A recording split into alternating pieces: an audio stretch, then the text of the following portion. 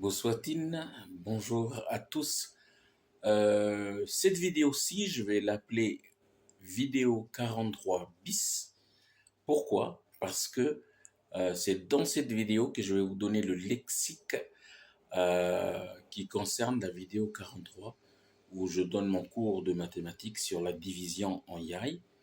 Je vais vous donner du vocabulaire pour que vous puissiez, surtout pour les non-locuteurs, hein, pour que vous puissiez bien comprendre mon cours de mathématiques. Voilà, je vous le fais maintenant, hein. Voici donc le vocabulaire que vous devez connaître. Donc ici, vous avez le mot na une, ça veut dire la leçon, l'éducation. Ensuite, vous avez na tuluto. Normalement, dans l'écriture de la Bible, ici, le A accent circonflexe, c'est un O. Ok?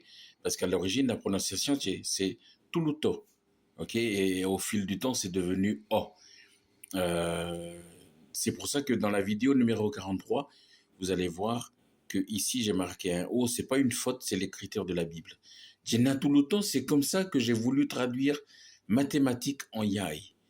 Parce que Jenatuluto, ça veut dire l'estimation, comment mesurer, comment réglementer, comment valoriser. Ok? Donc, dans mes cours de maths, vous allez voir, je marque toujours en titre Jenatuluto. Ensuite, renan, ça veut dire partager, diviser. René, c'est la division. Hussein, c'est le nombre. Fabung mekun, ça veut dire 8. Wanu, c'est le coco. Au, ça veut dire lire ou compter. Heu, c'est la lecture ou comptage. La cook, mes enfants. Useidin, leur nombre.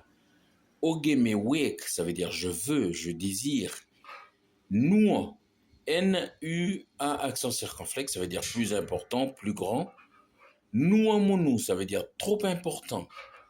Belen, sa boisson. Djebelen, c'est boisson. Et nous passons à la page numéro 2. Page d'angle numéro 2, vous avez le mot unicorn, ça veut dire petit.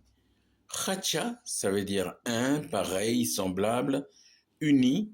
Ensuite, vous avez Yeu ogemehe ka oignon, c'est une question. Yeu ogemehe ka oignon, ça veut dire que dois-je faire? Que ferais-je? Ensuite, ogemehe ka komau, ça veut dire comment dois-je faire? Comment ferais-je? Walang, ça veut dire voici. Et voilà en yai, c'est wale.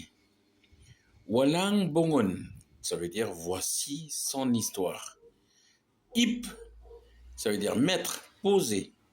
Setch, ça veut dire écrire. Te, c'est une ligne, une corde, un trait. Ha helang, dire comme ceci. Owe, ça veut dire combien de fois. C'est pour ça d'ailleurs, c'est comme ça d'ailleurs que je vais traduire la multiplication en mathématiques, en yai. Usa hacha, ça veut dire chacun ou chacune. Meto, ça veut dire encore. Olo, ça veut dire deux fois. Och, retirer ou déraciner. Colonne, ça veut dire le reste. Et quand on dit colonne, ça veut dire il n'y a pas de reste. Et nous passons maintenant à la page numéro 3 avec l'expression ou la phrase Amehaling, ça veut dire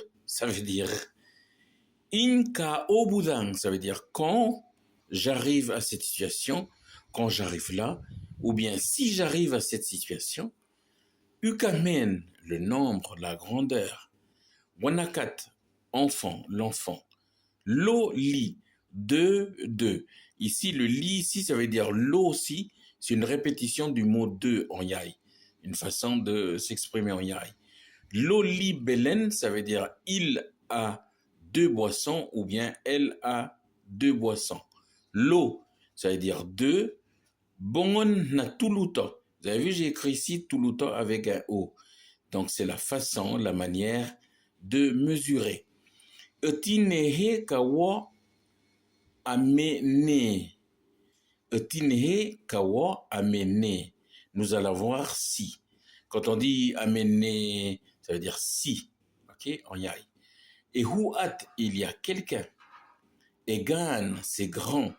Et ganunu, c'est trop grand. Et ben, il n'y en a pas. Kenyach, ça veut dire certains, ou bien certaines, ou quelques-uns, quelques-unes, quelques personnes, ok? Donc, nous allons passer à la page numéro 4. Donc, la page numéro 4, vous avez le mot metu, qui veut dire encore, ça veut dire retourner aussi, hein?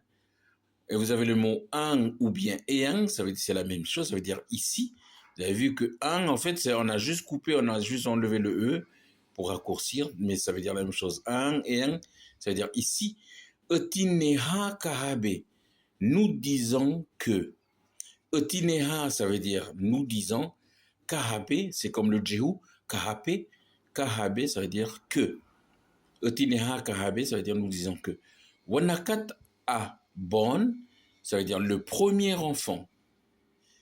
Motin aude, ça veut dire et nous lisons, ou bien et nous comptons. Ejine usa loliwanu, ça veut dire il ou elle ont chacun ou chacune deux cocos. Natin na rena, ça veut dire notre façon de partager, notre partage. Et bekeat, ça veut dire personne, ça veut dire aucun. Et so, ça veut dire c'est bon. Hein, on peut dire par exemple, Hawaii, comment ça va? Et toi tu réponds, et so. Vous avez peut-être vu dans la vidéo où j'étais avec mon fils Tom, Sapi. Natin nacheno. Alors ça veut dire aussi le lieu de notre partage. Manin, ça veut dire colère, être en colère. Tenge, ça veut dire pleurer. Senin, c'est la joie ou bien se réjouir. Tisenin, ça veut dire bien se réjouir. Voilà, donc ça c'est la page numéro 4. Et nous allons passer à la page numéro 5. Voici donc la page numéro 5. Hon keat, ça veut dire au-dessus de quelqu'un, plus qu'une personne. Ok, ça veut dire être au-dessus d'une personne, mais ça veut dire aussi sur quelqu'un. Ok, donc si il y a quelque chose sur quelqu'un, on va dire hon keat, ça veut dire sur quelqu'un. Hia, ça veut dire tous ou bien tout. Donc quand on dit jewanakat hia, ça veut dire tous les enfants. Tawat hia, tous les gens.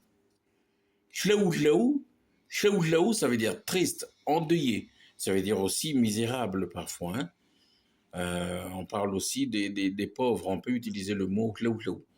Waleboudé, ça veut dire voici, voilà. Hein, c'est un peu comme quand on conclut quelque chose et on dit voilà la présentation que j'ai faite. Naune, c'est la leçon, c'est la façon dont cela a été enseigné, ou la façon d'enseigner. Naune. Bon eang, ça veut dire ce jour. Et comme on a dit tout à l'heure, si le E il saute aussi, on peut dire bonang, ça veut dire pareil. Ça veut dire la même chose, ce jour. Et Oleti, les gens de Lifou le disent aussi. Il y a des gens de Brousse qui le disent aussi, Oleti. Ça veut dire merci. Voilà pour la vidéo 43 bis. J'espère que ça va vous faire plaisir. God bless you. Amen.